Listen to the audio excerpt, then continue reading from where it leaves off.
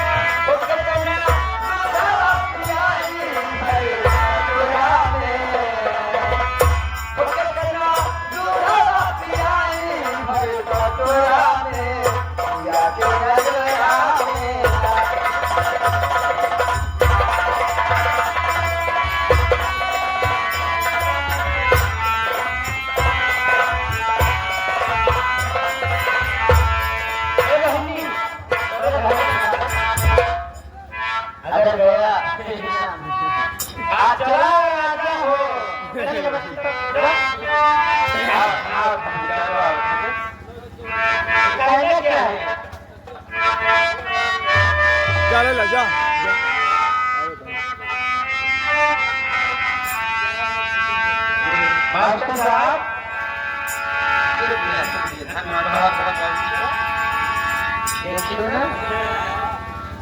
सब किया ना सब तुम्हारे को सब ठीक है ये बात क्या है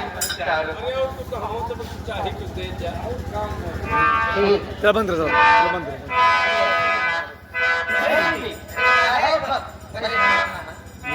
कुछ कह दो हमारे गुरु भाई आएगा है मास्टर साहब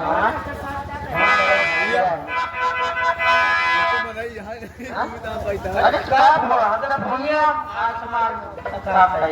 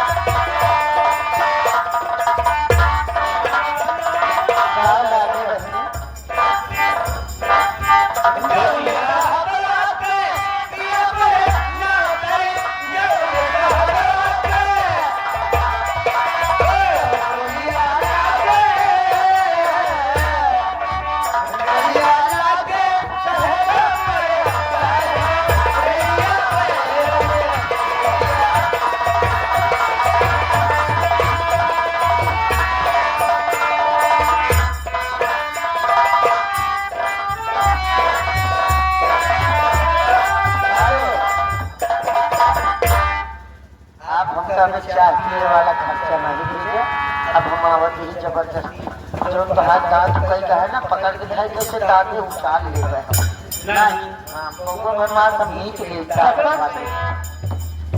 मास्टर हो ये तो जो सामने आ घर मालिक कैसे ना देंगे कैसे ना देंगे चार के लगेगा और का मैं ऊपर उतर जा उतर के ना करो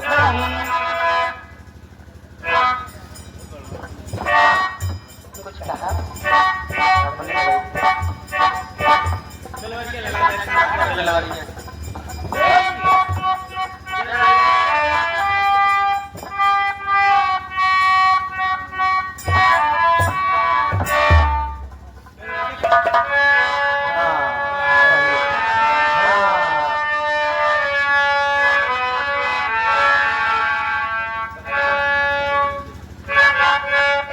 हाँ